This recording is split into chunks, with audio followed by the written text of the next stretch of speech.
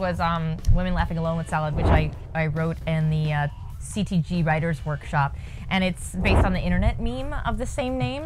And it's basically, it started with these images from stock photography websites of women with giant bowls of salad and yoga gear looking very healthy and laughing maniacally and hilariously over their hugely unappetizing bowls of like iceberg lettuce. And that started me thinking, well, who are these women and what are they selling and why are we buying these images, and is it supposed to be aspirational? Or I just had a lot of thoughts in my head about it.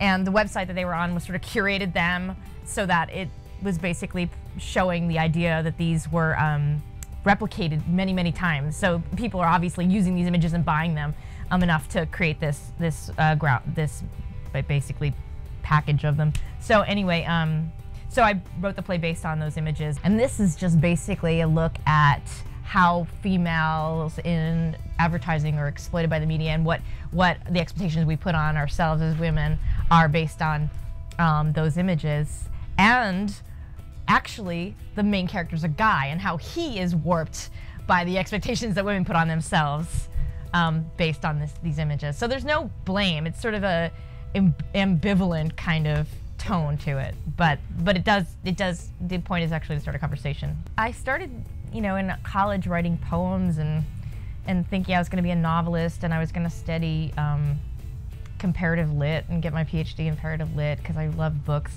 But I was also an actor, a pretty poor one, and I sang, and I loved performing, and I was trying to find a way to kind of continue to do that and still explore my love for words and language. And so I kind of on a whim applied for a playwriting program at UCLA. And I got in, and I was like, oh, I've never been to LA, I'll try that. And so I got my master's in playwriting, and then went back to New York and started a career. The play that generated the most buzz, I guess, was a play called That Pretty Pretty, or the Rape Play, which again is about misogyny in the media.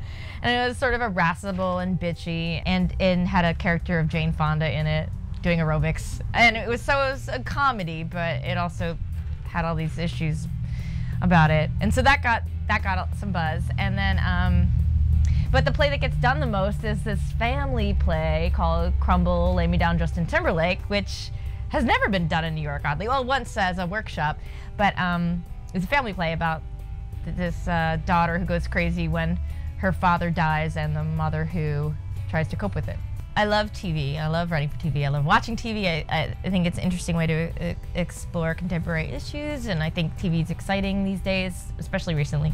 I enjoy collaborative writing, which I didn't know that I did, but also nowadays it's a little bit more audience-driven, so self-selecting in a way. So I think better or more specific or quirkier work is supported because people can just determine what they want to watch. I mean, Netflix is a great model. So anyway, I just think that it's more interesting work out there in TV than there has been. But as far as me as a writer and what I identify mostly as a playwright because it's my work and it's my vision, and I'm responsible for the voice of the work that I do, and so it's more holistically mine.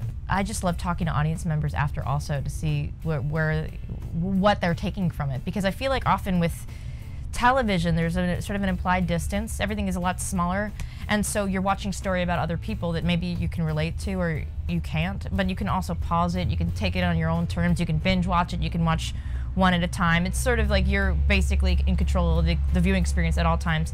With theater, because it's sort of like it has a time lapse, you sit in the seat and you're captive for a set period of time.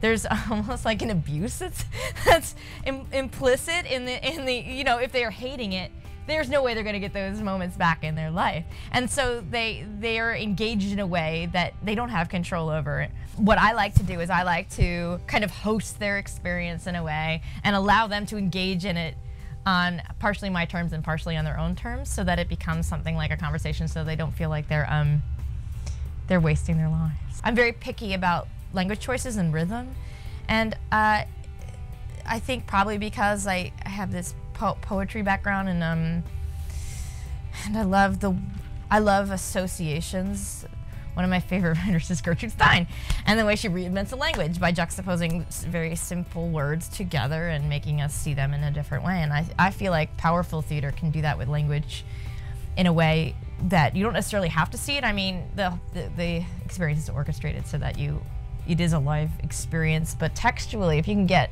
something off the page without seeing it live, that's the kind of stuff that I love, that you want to go back and listen to again, to hear the music of it, or just to read it and see how it exists on the page versus on the stage. Writing that takes risks with language, that's the stuff that I love, and I think that the writers that he's chosen to do this project do that. I know Alice does, I know Lucas does, Robert O'Hara does, they all do. They're all incredibly attentive to language in a way that, that I respect.